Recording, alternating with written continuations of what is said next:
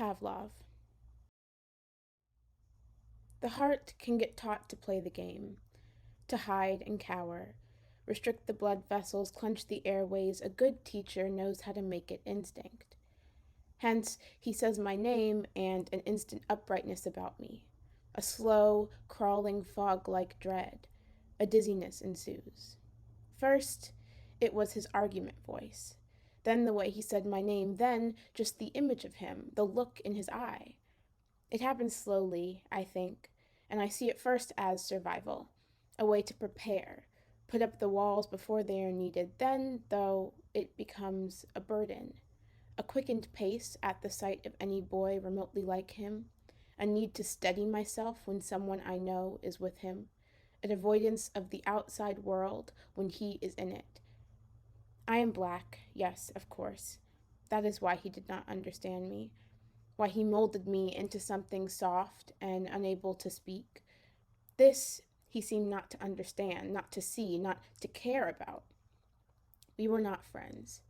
Friends are not friends if one attempts to disappear the other. Friends are not friends when one forces the other to argue about her own blackness, monthly, weekly, at the drop of a hat. I was afraid. I was changed at the core of my very being. I thought I was the only one who could fight him, who could save us all. No one else stood up, and so I did, every time. That is how I made it so easy. I was trapped inside myself. I let friendship mean fear, pain, a fake smile, and another argument. We were not friends. I know this now. There's a saying someone once said, that someone being James Baldwin.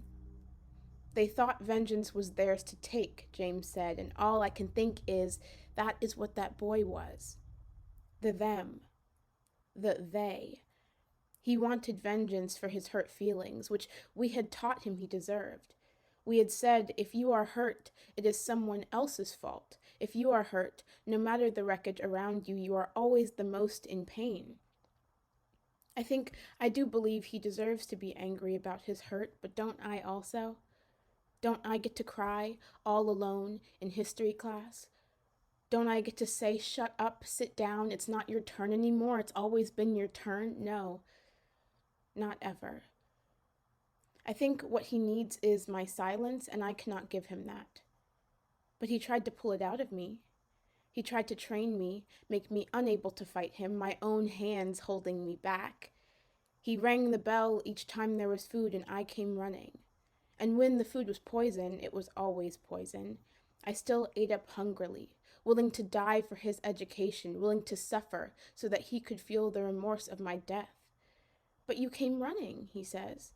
You could have stayed back there in the cage you were put in, but you came running here to eat food that you knew was poisonous. You hoped it was not, but somewhere deep inside you knew. That is your fault, he says. That will always be your fault.